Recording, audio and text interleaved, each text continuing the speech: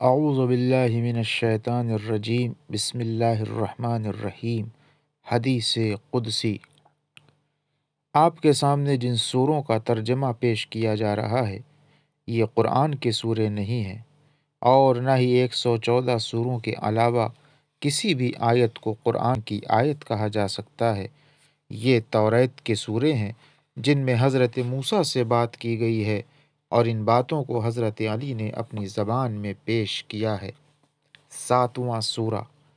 اے روپیوں اور پیسوں کے بندوں، میں نے روپے اور پیسے کو صرف اس لیے پیدا کیا تھا کہ اس کے ذریعے میری روزی کھا سکو، میرے کپڑے پہن سکو اور میری راہ میں خرچ کر سکو، مگر تم نے میری کتاب کو اپنے قدموں کے نیچے ڈال دیا اور دنیا کو اپنے سروں پر اٹھا لیا، اپنے لیے اونچے اونچے گھر بنائے اور میرے گھر کو نیچا بنا دیا، اپنے گھروں سے دل لگاتے ہو اور میرے گھروں سے گھبراتے ہو۔ تم واقعی نیک کردار اور آزاد بندے نہیں ہو۔ اے دنیا کے بندوں، تمہاری مثال ان پکی قبروں جیسی ہے جو باہر سے خوبصورت دکھائی دیتی ہیں لیکن اندر کا معاملہ بہت برا ہے۔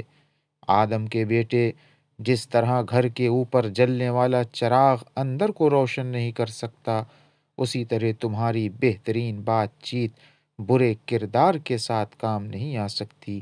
آدم کے بیٹے، اپنے عمل کو خالص بنا لے اور پھر مجھ سے سوال بھی نہ کر، تب بھی میں تجھے سوال کرنے والوں سے زیادہ دے دوں گا۔ وآخر دعوانا ان الحمد للہ رب العالمین۔